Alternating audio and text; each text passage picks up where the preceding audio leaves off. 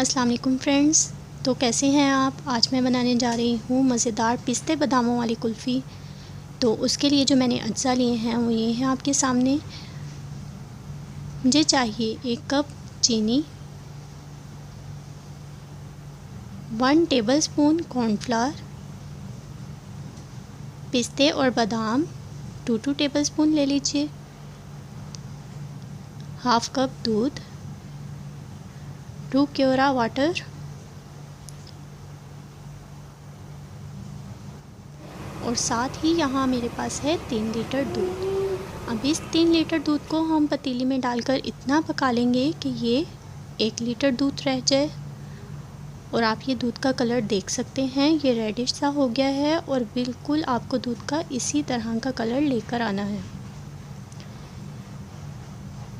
उसके बाद पिस्ते और बादाम को मैं मिक्सी में डालकर ग्राइंड कर लूँगी। इसको हल्का सा ब्लेंड करना है, मोटा मोटा सा ही पीसना है इसे। पिस्ते और बादामों का ये पाउडर ऐड कर रही हूँ अब मैं दूध में। बहुत ही मज़े की ये कुल्फ़ी बनेगी, आप ज़रूर ट्राई कीजिएगा। अब इसमें ऐड कर दीजिए चीनी और साथ ही इसमें ऐड करिए 1 इलायची का दाना। इलायची ऐड कर देने के बाद और ये पिस्ते बादाम और सब इंग्रेडिएंट्स ऐड कर देने के बाद हम इसको पकाएंगे ताकि इसमें चीनी अच्छी तरह से घुल जाए।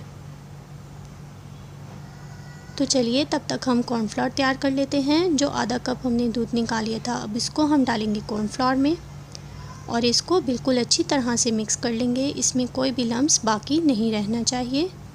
अब इस कॉर्नफ्लावर वाले दूध को डालेंगे हम दूसरे दूध में और एक हाथ से डालिए, दूसरे हाथ से हिलाते रहिए ताकि इसमें गुठलियाँ ना बन जाएं। अगर आप प्रॉपर तरीके से नहीं हिलाएंगे तो इसमें लम्स बन जाएंगे। ये देखिए, अब मैं इसको एक बाउल में निकाल चुकी हूँ। इसका बिल्कुल इसी तरह का टेक्सचर चाहिए आपको। ये ठंडे होने पर मज़ीद और गाढ़ी हो जाती है।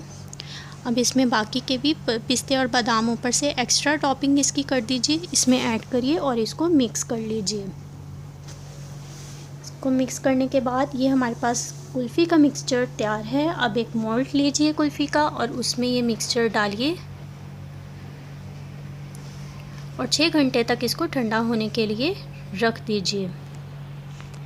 बच्चों की बहुत ही ज़्यादा फेवरेट होती है और बिलीव मी ये बहुत ही टेस्टी बनती है।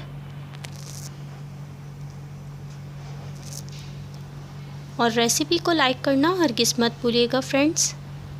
अब मैं इसको फ्रीज़र में रख दूँगी।